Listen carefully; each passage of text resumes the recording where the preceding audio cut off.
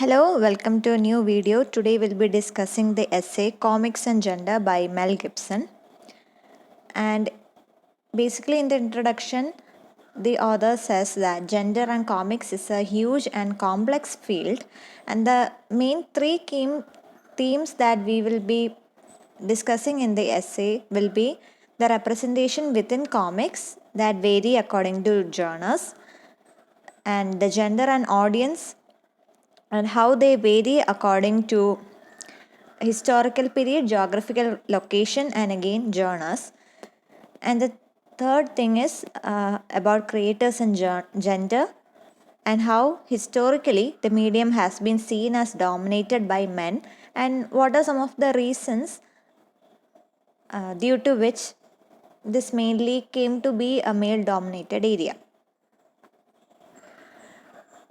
ആദ്യത്തെ section gender within comics എന്നാണ്. അതിൽ നമ്മൾ കൂടുതലും ഫോക്കസ് ചെയ്യുന്നത് സൂപ്പർ ഹീറോ കോമിക്സിലാണ്. അതുമാത്രമല്ല, അതിൽ ഫീമെയിൽ റെപ്രസെൻറ്റേഷൻ എങ്ങനെയാണ്, അതായത് സ്ത്രീ കഥാപാത്രങ്ങളെ എങ്ങനെയാണ് സൂപ്പർ ഹീറോ കോമിക്സിൽ കാണിക്കുന്നത് എന്നുള്ളൊരു കാര്യമാണ് ഈ ഒരു സെക്ഷനിൽ നമ്മൾ നോക്കുന്നത്.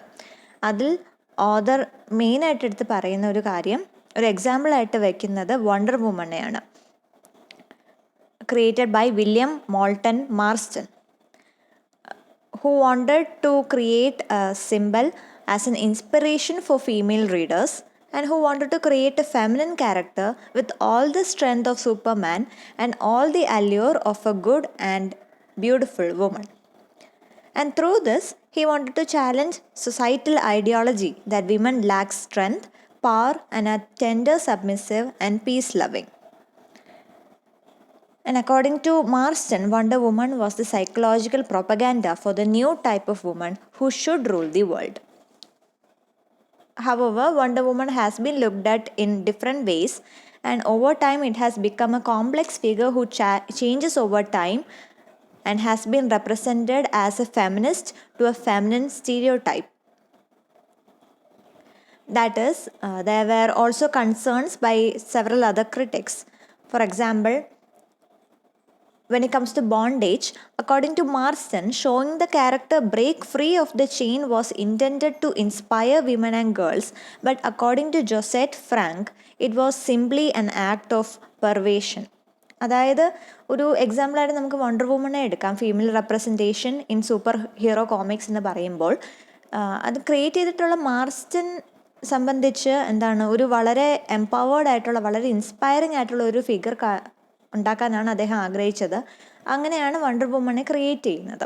പക്ഷേ കാലങ്ങൾ പോകും തോറും എന്താണ്, വണ്ടർ വുമൻ്റെ ഒരു ക്യാരക്ടറിന് പല രീതിയിലുള്ളൊരു ഇൻ്റർപ്രിട്ടേഷനാണ് വന്നത്.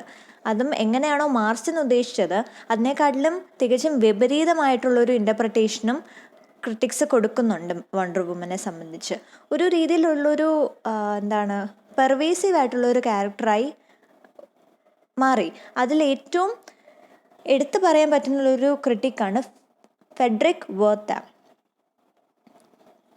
അദ്ദേഹം വണ്ടർ വുമനെ കണ്ടിരുന്നത് വളരെ പെർവേർട്ടിങ് അല്ലെങ്കിൽ പെർവേർട്ടഡ് ആയിട്ടുള്ള ഒരു ക്യാരക്ടറായിട്ടാണ്.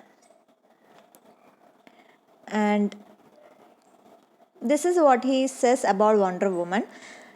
Wonder woman is always a horror type, physically powerful, tortures men, has her own female following, frightening figure for boys and undesirable ideal for girls, being the exact opposite of what girls are supposed to want to be.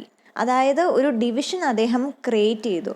ഒരു വശത്ത് wonder വുമനെ വളരെ inspiring ആയിട്ടും വളരെ powerful ആയിട്ടും women എംപവർമെൻറ്റിൻ്റെ ഒരു സിമ്പിളായിട്ടും കാണുന്ന ഒരു റീഡേഴ്സും, വേർത്തമിനെ പോലെ എന്താണ് വണ്ടർ വുമനെ വളരെ എന്താണ് പെർവേർട്ടഡ് ആയിട്ടുള്ളൊരു രീതിയിൽ വളരെ ഹൊറിഫൈങ് ആയിട്ടുള്ളൊരു ഫിഗറായിട്ട് കാണുന്ന ഒരു വേറൊരു റീഡേഴ്സിൻ്റെ ഗ്രൂപ്പും അവിടെ ക്രിയേറ്റ് ചെയ്യപ്പെട്ടു.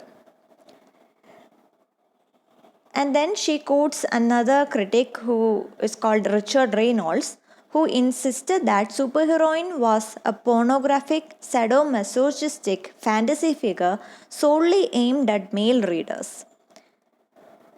And he uses arguments from feminism to assert that comics are exclusively male space rather than empower women or argue for a change in comics. And he says superhero comics are exclusively for boys and men and argue that material objectifies women and justifies male dominance. അതായത് Richard റെയ്നോൾഡ്സിനെ സംബന്ധിച്ച് വേർത്തമിൻ്റെ ഒരു point അദ്ദേഹം പറയുന്നുണ്ട്. അതായത് super ഹീറോയിൻസിനെ create ചെയ്തത് ഒരു പക്ഷേ women എംപവർമെൻറ്റിൻ്റെ ഒരു കാര്യം മനസ്സിൽ വെച്ചുകൊണ്ടായിരിക്കാം. പക്ഷേ ഇൻ്റർപ്രറ്റ് ചെയ്ത് വരുമ്പോഴേക്കും ഒരു വളരെ വിപരീതമായിട്ടുള്ളൊരു ഐഡിയോളജിയാണ് അവിടെ വരുന്നത്. അതുകൊണ്ട് തന്നെയാണ് കൂടുതലും കോമിക്സ് എന്ന് പറയുന്നത് ഒരു മെയിൽ സ്പേസ് ആണ്, അല്ലെങ്കിൽ അവിടുത്തെ റീഡർഷിപ്പ് നോക്കുമ്പോൾ കൂടുതലും മെയിൽ റീഡേഴ്സാണ് കൂടുതൽ. അതുകൊണ്ട് തന്നെയാണ് ഒരുപക്ഷെ ഇങ്ങനൊരു ഇൻ്റർപ്രിറ്റേഷൻ വരാനും കാരണമെന്ന് അദ്ദേഹം പറയുന്നുണ്ട്. കാരണം ആ ഒരു മെറ്റീരിയലിൽ ഒരുപാട് ഒബ്ജക്റ്റിഫിക്കേഷനും സെക്ഷലൈസേഷനുമാണ് നടക്കുന്നത്. അതിലൂടെ മെയിൽ ഡോമിനൻസിൻ്റെ ഒരു ജസ്റ്റിഫിക്കേഷനാണ് നടക്കുന്നത്. നമുക്ക് വേണമെങ്കിൽ ക്യാറ്റ് വുമൺ അല്ലെങ്കിൽ എഗെയിൻ വണ്ടർ വുമൺ തന്നെ നമുക്ക് വെക്കാൻ പറ്റും. അതുപോലെ ക്യാറ്റ് വുമൻ്റെയും ഒരു എക്സാമ്പിൾ തന്നെ നമുക്ക് കാണാൻ പറ്റും. കോമിക് ആയാലും ഫിലിം ആയാലും നമുക്ക് കാണാൻ പറ്റും ആ ഒരു കഥാപാത്രത്തിൻ്റെ ഫ്രെയിം വരുന്ന സമയത്ത് നമ്മൾ ഒരു പക്ഷേ എത്ര പവർഫുള്ളാണ് ആ ഒരു ക്യാരക്ടർ, അല്ലെങ്കിൽ എത്രമാത്രം സ്ട്രോങ് ആണ് ആ ഒരു ക്യാരക്ടർ എന്ന് ആലോചിക്കുന്നതിന് മുന്നേ തന്നെ ഏറ്റവും ആദ്യം നമ്മൾ ശ്രദ്ധിക്കുന്നത് ആ ഒരു ക്യാരക്ടറിൻ്റെ ഡിപ്പിക്ഷൻ ആയിരിക്കും. The dress that the character is wearing, the way they are walking and the way they are moving. അങ്ങനത്തെ ഒരു രീതിയിൽ ഒരു ഒബ്ജക്റ്റിഫിക്കേഷനാണ് നമ്മളും ശ്രദ്ധിക്കുന്നത് ആദ്യമായിട്ട്. പിന്നീടായിരിക്കും നമ്മൾ ഒരു പക്ഷേ ആക്ഷൻ സീൻസൊക്കെ വരുന്ന സമയത്തായിരിക്കും നമ്മൾ പിന്നെ എത്രമാത്രം അവർ സ്ട്രോങ് ആണ് അല്ലെങ്കിൽ പവർഫുൾ ആണ് ഒരു കാര്യം ആലോചിക്കുന്നത്. പക്ഷെ first and foremost we will also be looking at their body and we will also be objectifying them. And although he says that women do not technically consume less pornography and that there are no other readings of superheroines other than all this objectification, Mel Gibson says that there are celebration and changing perspective of superheroines that appeal to female readers through the examples of Supergirl and Miss Marvel. അതായത് Reynolds പറയുന്നത് ഒരു പക്ഷേ ഇതൊരു mail space ആയതുകൊണ്ടായിരിക്കാം, അല്ലെങ്കിൽ ഒരു mail dominance കാണുന്നത് കൊണ്ടായിരിക്കാം അങ്ങനെയുള്ളൊരു രീതിയിലൊരു ഒബ്ജക്റ്റിഫിക്കേഷൻ വരാൻ കാരണം. പിന്നെ അദ്ദേഹം പറയുന്നത് ഏത് സൂപ്പർ ഹീറോയിനെ എടുത്ത് നോക്കിയാലും ഇങ്ങനത്തെ ഒരു റീഡിങ് മാത്രമേ കാണാൻ പറ്റത്തുള്ളൂ എന്നും ഒരു കാര്യം അദ്ദേഹം പറയുന്നുണ്ട്. പക്ഷേ മെൽ ഗിബ്സൺ പറയുന്നത് ഒരു പക്ഷേ ശരിയായിരിക്കാം, ഒരു എക്സ്റ്റെൻഡ് വരെ ഇത് ശരിയായിരിക്കാം. പക്ഷേ നമ്മൾ മാറുന്ന കാലത്താണ് ജീവിക്കുന്നത്, അതുകൊണ്ട് തന്നെ നമ്മുടെ പേഴ്സ്പെക്റ്റീവും മാറി വരുന്നുണ്ട്. ഇപ്പോൾ കോമിക്സ് എന്ന് പറയുന്നത് ഫീമെയിൽ റീഡേഴ്സിനും അപ്പീലാകുന്ന കാര്യമാണ്. റീഡർഷിപ്പ് എടുത്ത് നോക്കുമ്പോൾ ഫീമെയിൽ റീഡേഴ്സും ഉള്ളൊരു കാര്യമാണ്. അതുകൊണ്ട് തന്നെ അവരുടെ ഒരു ആസ്പിറേഷന് വേണ്ടി, അവരുടെ ഒരു റീഡിങ് ടേസ്റ്റിന് വേണ്ടിയുള്ള സൂപ്പർ ഹീറോയിൻസും നമുക്കിപ്പോൾ കാണാൻ സാധിക്കുന്നുണ്ട്. അതിൻ്റെ എക്സാമ്പിളായിട്ട് മെൽ ഗിബ്സൺ പറയുന്നത് സൂപ്പർ ഗേളും അതുപോലെ തന്നെ മിസ് മാർവലുമാണ്. For example, the new version of Miss Marvel is Kamala Khan, a teenage Pakistani Muslim American. One of the editors, Sana Amanat, says in an article that the series came from a desire to explore the Muslim American diaspora from an authentic perspective. The figure functions as a comment on representation of Muslims, teenagers and women in comics, and may be seen as a breaking down Reynolds' assumption of representation of women in superhero comics as a pornographic monolith aimed at only one audience. ഇപ്പോൾ Reynolds പറയുന്ന പോലെ women representation എന്ന് പറയുന്നത് super hero കോമിക്സിനെ സംബന്ധിച്ച് ഒരു pornographic area ആണ്, അല്ലെങ്കിൽ male റീഡേഴ്സിന് മാത്രമായിട്ടുള്ളൊരു ഏരിയ ആണെന്ന് റെയ്നോൾഡ്സ് പറയുമ്പോൾ അതിനൊരു ഡിബേറ്റ്, ഒരു ആർഗ്യുമെൻ്റ് ആയിട്ടാണ് മെൽ ഗിബ്സൺ ഇവിടെ മിസ് മാർവലിൻ്റെ എക്സാമ്പിൾ പറയുന്നത്. എങ്ങനെയാണ് മിസ് മാർവൽ ഇപ്പോഴത്തെ ന്യൂ വേർഷനിൽ ഒരു പാകിസ്ഥാനി മുസ്ലിം അമേരിക്കൻ ക്യാരക്ടറാണ്. അപ്പോൾ അതിലൂടെ തന്നെ മുസ്ലിം റെപ്രസെൻറ്റേഷനുണ്ട്, ടീനേജ് റെപ്രസെൻറ്റേഷനുണ്ട്, വിമൻ റെപ്രസെൻറ്റേഷനുണ്ട്. And it is not at all pornographic and it is it can be a very good example of women empowerment. അപ്പോൾ ഈ ഒരു എക്സാമ്പിൾ വെച്ചിട്ടാണ് മെൽ ഗിബ്സൺ പറയുന്നത് മാറുന്ന കാലത്ത് മാറുന്ന ഒരു ചിന്താഗതിക്ക് എന്താണ് നമ്മൾ ഓഡിയൻസ് ആവുകയാണ് എന്ന് പറഞ്ഞുകൊണ്ട്. And then another approach to female characters in the superhero genre is to focus on the violence against women as a motivation for the action of male characters. അതായത് നമ്മളിപ്പോൾ മൂവി എടുത്ത് നോക്കുകയാണെങ്കിൽ നമുക്ക് കാണാം വില്ലൻ ഇപ്പോൾ ഹീറോയെ എങ്ങനെയെങ്കിലും ടോർച്ചർ ചെയ്യണം, അല്ലെങ്കിൽ ഹീറോയെ എങ്ങനെയെങ്കിലും ഒരു ഉദ്ദേശിക്കുന്ന ഒരു സ്ഥലത്ത് വരുത്തണം. സ്വാഭാവികമായിട്ടും എന്തായിരിക്കും നമ്മൾ കാണുന്നത്?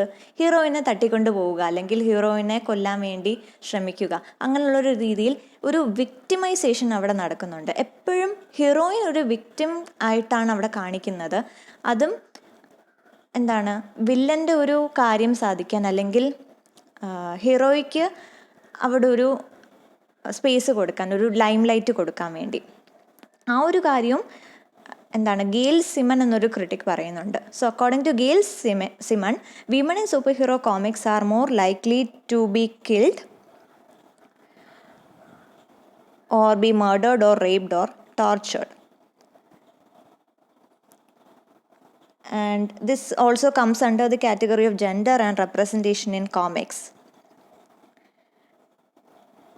And yes, that is how in many comic titles such as Birds of Prey and Wonder Woman, the term called women in refrigerator came into being probably in the 1999.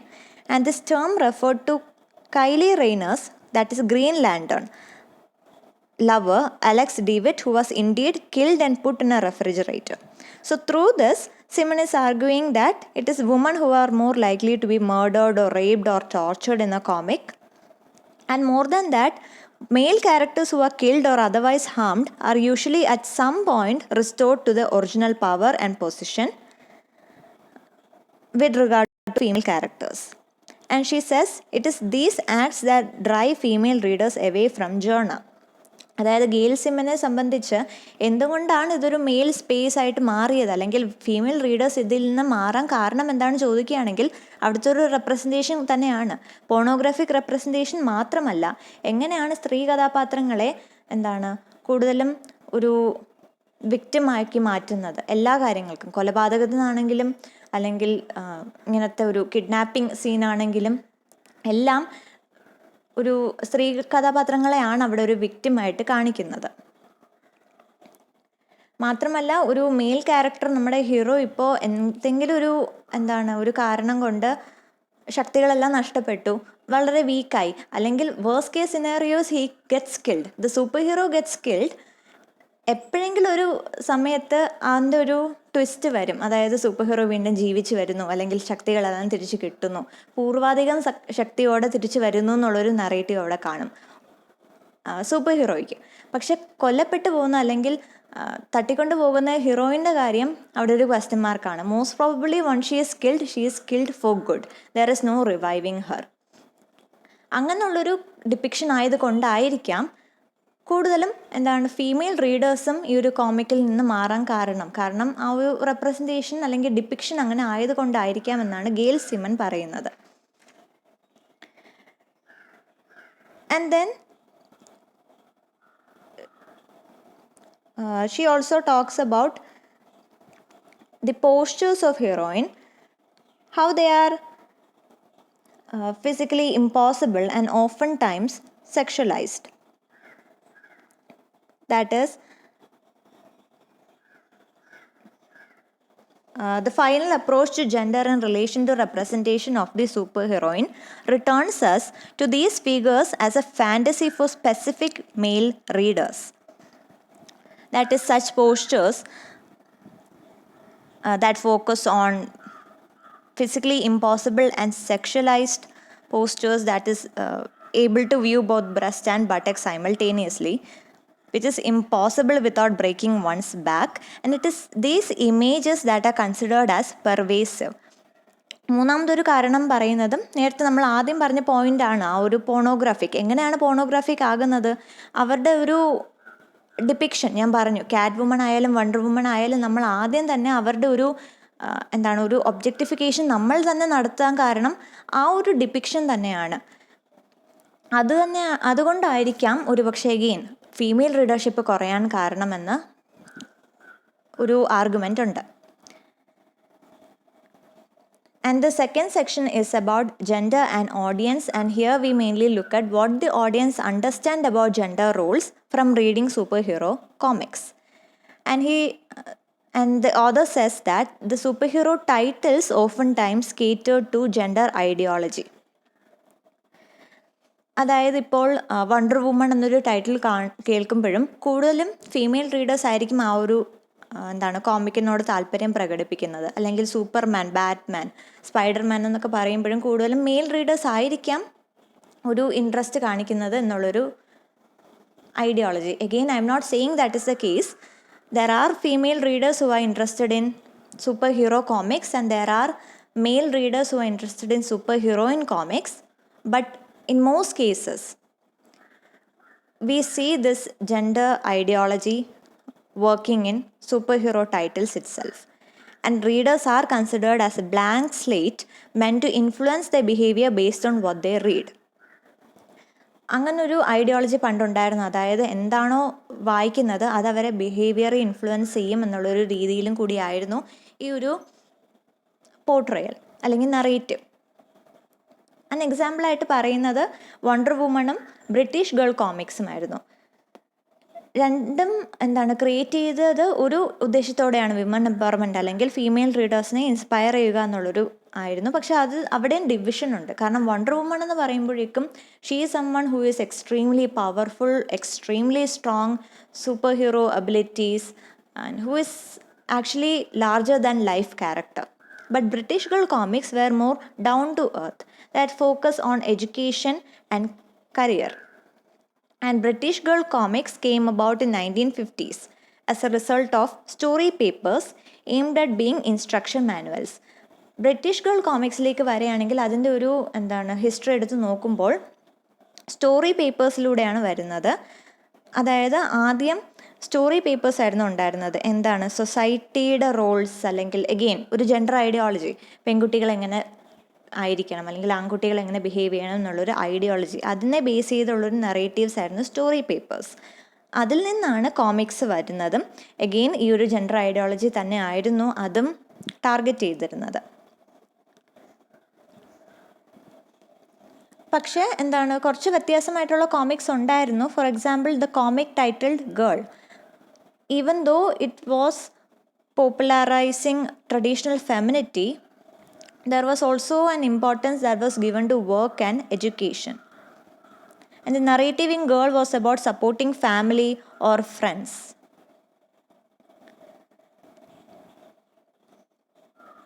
And the main thing that we need to notice is that the comics that were created by adults were based on their views and assumption of what girlhood was. നമ്മളിപ്പോൾ women representation മാത്രം എടുക്കുകയാണെങ്കിലും ഇങ്ങനത്തെ girl എന്നുള്ളൊരു title again title notice ചെയ്യുക, it caters to a specific gender, right? ഒരിക്കൽ പോലും mail readers ഈ girl എന്നൊരു ടൈറ്റിലുള്ളൊരു കോമിക്ക് വായിക്കണമെന്ന് നമുക്ക് I think chances are less. കൂടുതലും ഫീമെയിൽ റീഡേഴ്സിനെയാണ് ടാർഗറ്റ് ചെയ്യുന്നത്. അതിലൂടെയും അവരെന്താണ് പറയുന്നത്, ഗേൾഹുഡ് എന്താണെന്ന് ഒരു രീതിയിലുള്ളൊരു നറേറ്റീവാണ്. അഗെയിൻ ഗേൾഹുഡ് എന്താണ്, അതെല്ലാം ഒരു സമൂഹം എഴുതി വെച്ചിരിക്കുന്ന കുറച്ച് ഐഡിയോളജിയാണ്. പക്ഷേ എല്ലാവരുടെയും വിശ്വാസം ഇങ്ങനെ ആയിരിക്കണം, ഗേൾഹുഡ് എന്ന് പറയുമ്പോൾ ഒരു ഫെമിനിറ്റി, എങ്ങനെ വസ്ത്രം ധരിക്കണം, എങ്ങനെ നടക്കണം, എങ്ങനെ സംസാരിക്കണം എന്നുള്ള കുറച്ച് റൂൾസ് ആൻഡ് റെഗുലേഷൻ, ഇതന്നെയാണ് ഗേൾഹുഡ്. അത് തന്നെയാണ് അവർ നറേറ്റീവ്സ് ആയിട്ട് എഴുതുന്നത്. അപ്പോൾ അവരുടെ ഉദ്ദേശം എന്താണ്, ഇൻസ്പിറേഷൻ അല്ല, കൂടുതലും എഡ്യൂക്കേഷനിലായിരുന്നു. കാരണം ഇത് വായിക്കുമ്പോൾ റീഡേഴ്സിന് മനസ്സിലാവും എങ്ങനെയാണ് ഒരു പെൺകുട്ടി ബിഹേവ് ചെയ്യേണ്ടത്, വാട്ട് ഈസ് ഗേൾഹുഡ് എന്നുള്ളൊരു കാര്യം ആ ഒരു റീഡേഴ്സിന് മനസ്സിലാകും എന്നുള്ളൊരു educational, not really educational, it's more like ideological, അങ്ങനെ ഒരു ഐഡിയോളജി പോപ്പുലറൈസ് ചെയ്യുന്നുള്ളൊരു താല്പര്യമായിരുന്നു ഇതിന് പിന്നിലുണ്ടായിരുന്നത്. And then again we see this victim heroine, the use of victim heroine. അതായത് കൂടുതലും ഈ ഒരു നറേറ്റീവ്സിൽ എന്താണ്, ആ ഒരു പെൺകുട്ടി ഒരു മിഡിൽ ക്ലാസ് എക്സ്പീരിയൻസ് ഉള്ള ഒരു പെൺകുട്ടിയാണ്, ഇപ്പോൾ പ്രൈവറ്റ് സ്കൂൾസിൽ വരുന്നു എന്നിരിക്കട്ടെ, ഒരു നറേറ്റീവ് ഇങ്ങനെയാണ്. പ്രൈവറ്റ് സ്കൂൾസിൽ വരുമ്പോൾ അവിടുത്തെ സ്റ്റാഫും അവിടുത്തെ പീപ്പിൾസിൽ നിന്നും ഉണ്ടാകുന്ന ഒരു ബുള്ളിങ്, ഒരു റാഗിങ്, അതിനെ അതിജീവിക്കുന്നത് എങ്ങനെയാണെന്നുള്ള ഒരു രീതിയിൽ. അപ്പോൾ അവിടുത്തെ ക്യാരക്ടർ ഓബ്വിയസ്ലി ഒരു വിക്റ്റിം ആവുകയാണ്. ഇങ്ങനത്തെ ഒരു ബുള്ളിങ്, ഒരു റാഗിങ്ങിൻ്റെ എല്ലാം വിക്റ്റിം ആകുമ്പോൾ സ്വാഭാവികമായിട്ടും നമുക്കൊരു സിമ്പതി തോന്നുന്നു. ആ ഒരു സിമ്പതിയിലാണ് ആ ഒരു കോമിക്കിൻ്റെ വിജയവും ഇരിക്കുന്നത്. So they usually undermine the aspirational intention of the publication through the dark view of the world and extensive use of victim heroine. Moira Kent is another example of one such comic. Again, the title is about a girl, Moira Kent. And so again it is targeting female audience more than male readers. And this is how comic as a medium has typically been defined as addressing boys but also having a negative effect on them. ഇങ്ങനെയാണ് gender ഡിസ്ക്രിമിനേഷനും കോമിക്സിൽ വരുന്നത് എന്നാണ് പറയുന്നത്. കാരണം ഒന്ന്, ഈ ഒരു title വെച്ചിട്ട് തന്നെ അവർ പറയാണ് എങ്ങനത്തെ റീഡേഴ്സ് ആയിരിക്കും ഇതിൽ ഇൻട്രസ്റ്റഡ് ആവുന്നത് എന്നുള്ളൊരു രീതിയിലൊരു ട്രാപ്പിംഗ് ആണ്, ഒരു ബെയ്റ്റിംഗ് ആണ്. രണ്ടാമത്തേത്, ഇങ്ങനത്തെ നറേറ്റീവ്സിലൂടെ ഐഡിയോളജി പ്രൊപ്പഗേറ്റ് ചെയ്യുന്നു. ഈ ഒരു ഐഡിയോളജിയിലായിരിക്കും സ്വാഭാവികമായിട്ടും അത് വായിക്കുന്ന ആളുടെയും ഒരു ബിഹേവിയർ എന്ന് പറയുന്നത്. ഇതാണ് സത്യം എന്നുള്ളൊരു രീതിയിൽ അത് വിശ്വസിച്ച് അത് പ്രാക്ടീസ് ചെയ്യുന്ന ആൾക്കാരായിട്ട് റീഡേഴ്സ് മാറുന്നു. The reality is this is just an ideology that is created by society just to maintain some sort of just to maintain some sort of control. And that is exactly, if we analyze other titles, there are comics called Wizard, which is an exclamation suggesting that the comic is very good, not a reference to the practitioner of magic. There is another title called Tiger, emphasizing power and action, not the actual animal. And then there is another one called Victor, again, which is about achievement. So these are some of the way in which the content that was created by the publishers was decided, or it was the publisher who decided what was suitable according to each gender, and it was again cross-cut by class. So കോമിക്സിൽ വരെ നമുക്കൊരു gender, class, എല്ലാ രീതിയിലുള്ളൊരു ഡിവിഷനും കോമിക്സിൽ വരെ നമുക്ക് കാണാൻ പറ്റുന്നുണ്ട്. അതിൻ്റെ കുറച്ച് എക്സാമ്പിൾസാണ് നമ്മൾ ഡിസ്കസ് ചെയ്തത്. Last section is about creators, genre and gender. ഇതിൽ കൂടുതലും അസേർട്ട് ചെയ്യുന്ന ഒരു പോയിന്റ് എന്ന് പറയുന്നതും, ക്രിയേറ്റേഴ്സ് എടുത്ത് നോക്കുകയാണെങ്കിലും മെജോറിറ്റി ക്രിയേറ്റേഴ്സ് മെയിലായിരുന്നു. വേറൊന്നും വേണ്ട. നമ്മൾ ആദ്യം പറഞ്ഞ എക്സാമ്പിൾ, വണ്ടർ വുമൻ്റെ ക്രിയേറ്റർ ആരാണെന്നാണ് നമ്മൾ പറഞ്ഞത്? Marston. He's William Moulton Marston. അവിടെ തന്നെ ഒരു എക്സാമ്പിൾ ഉണ്ട്. സൂപ്പർ ഹീറോയിൻ കോമിക്സ് ഉണ്ട് എന്ന് പറയുമ്പോൾ പോലും അതിന് പിന്നിൽ പ്രവർത്തിക്കുന്ന ക്രിയേറ്റേഴ്സ് ആരും തന്നെ ഫീമെയിൽ അല്ല. അല്ലെങ്കിൽ ബെനിറ്റ ബ്രൗൺ പറയുന്നത് പോലെ ക്രിയേറ്റേഴ്സ് എല്ലാം ഒരുപക്ഷെ ഒരു ട്രീറ്റ്മെൻറ്റ് സിമിലർ ആണ്. പക്ഷെ എന്നാൽ പോലും ഒരു ഫീമെയിൽ കോൺട്രിബ്യൂട്ടേഴ്സ് വളരെ കുറവാണ്. ഫീമെയിൽ ക്രിയേറ്റേഴ്സും കോൺട്രിബ്യൂട്ടേഴ്സും വളരെ കുറവാണ്. Again we see this is a clear case of gender division. So male readers made choices on behalf of girls rather than consulting female readers, and through this there was an emergence of darker, harsher stories in the 1970s. കാരണം 1970s വന്നിട്ടുള്ള comics analyse ചെയ്യുകയാണെങ്കിൽ വളരെ ഡാർക്കായിട്ടുള്ള, ഹാർഷായിട്ടുള്ള comics ആണ്. Again female comics അല്ലെ, girl comics നമ്മൾ പറയുമ്പോൾ പോലും ഇതിന് പിന്നിൽ പ്രവർത്തിക്കുന്നത് മെയിൽ ക്രിയേറ്റേഴ്സ് ആവുമ്പോൾ അവിടുത്തെ പ്രോബ്ലം എന്ന് പറയുന്നത് അവർക്ക് മനസ്സിലാക്കാൻ പറ്റുന്നില്ല. ഒരു പക്ഷേ ഇൻ മോസ്റ്റ് കേസസ് ആ ഒരു നറേറ്റീവ് അവർക്ക് ഫീമെയിൽ റീഡേഴ്സിനെ ടാർഗറ്റ് ചെയ്യാൻ അവർക്ക് സാധിക്കുന്നില്ല. കാരണം ഫീമെയിൽ റീഡേഴ്സിനെ കൺസൾട്ട് ചെയ്തുകൊണ്ട് ഒരു സർവേ നടത്തിക്കൊണ്ടുള്ളൊരു നറേറ്റീവ് അല്ല അവർ ചെയ്യുന്നത്. അവരുടെ ഒരു ചിന്താഗതിയിലുണ്ട്, ഓക്കെ ഗേൾഹുഡ് ഇങ്ങനെ ആയിരിക്കണം, അല്ലെങ്കിൽ ഒരു ഫീമെയിൽ ക്യാരക്ടർ എന്ന് പറയുമ്പോൾ ഇങ്ങനെ ആയിരിക്കണം, ഇങ്ങനെ വസ്ത്രം ധരിക്കണം, ഇന്ന രീതിയിൽ സംസാരിക്കണം എന്ന് അവരുടെ ഒരു ഐഡിയ, അതാണ് അവർ പ്രൊപ്പഗേറ്റ് ചെയ്യുന്നത്. അത് വളരെ സബ്ജക്റ്റീവായിട്ടുള്ളൊരു കാര്യമാണ്. And probably that is the reason why there was a gradual faltering of girls' comics that led to the emergence of magazines focused on makeup, cloth, etc., thus again making comics a boys' field. അതുകൊണ്ട് തന്നെയാണ് comics ഒരു mail readership കൂടുതലാണ് അല്ലെങ്കിൽ ഒരു boys space ആണെന്ന് പറയാൻ കാരണം ഇതുകൊണ്ടാണ്. ഒരു പക്ഷേ ഈ ഒരു കാരണം കൊണ്ടും ആയിരിക്കാം, ഒരു റിലേറ്റബിലിറ്റി അവിടെ ഇല്ലാത്തത് കൊണ്ടായിരിക്കാം ഫീമെയിൽ റീഡേഴ്സ് കുറയാനും ഗേൾ കോമിക്സിൻ്റെ പോപ്പുലാരിറ്റിയും കുറയാനും കാരണം. പിന്നീട് ആ ഒരു ഗേൾ കോമിക്സിൻ്റെ പരാജയത്തിൽ നിന്നാണ് മാഗസീൻസിൻ്റെ ഒരു ഇൻട്രൊഡക്ഷൻ നമ്മൾ കാണുന്നത്. മാഗസീൻസിൽ വരുമ്പോൾ കൂടുതലും ഗേൾസ് മാഗസീൻ അല്ലെങ്കിൽ women centred, makeup, clothing, fashion കൂടുതലും ഫീമെയിൽ റീഡേഴ്സിനെ ടാർഗറ്റ് ചെയ്തുകൊണ്ടുള്ള ഇങ്ങനത്തെ ഫാഷൻ മാഗസീൻസ് വരികയും അങ്ങോട്ടേക്ക് കുറച്ചും കൂടി ഫീമെയിൽ റീഡർഷിപ്പ് പോവുകയും ചെയ്തു. അതുകൊണ്ടായിരിക്കാം കോമിക്സ് വന്നിട്ട് ഒരു മെയിൽ റീഡർഷിപ്പ് ഉള്ള ബോയ് സ്പേസ് ആയിട്ട് മാറാൻ കാരണമെന്ന് ഓഥർ പറയുന്നു. So in conclusion, we can say that we have talked about how ownership of superheroine comics were by male creators, again targeting male readership, and how it was mostly pornographic, or how the heroine was used as a victim for kidnapping or murder, and probably these are the reasons why the female readership also decreased when it comes to comic. We also looked at how notion of the reader as a blank slate and how the implied construction of girlhood and class was actually imprinted on their mind and how they were supposed to popularize this ideology. And we also looked at the tension between comic and magazine in relation to gender, and how magazines came to be related as a girl space and comic came to be a boy space. And we also looked at the dominant status of male creators. So that is the analysis of the essay. I hope this was useful. Do like the video and share your comments, and I'll see you in the next video. Thank you.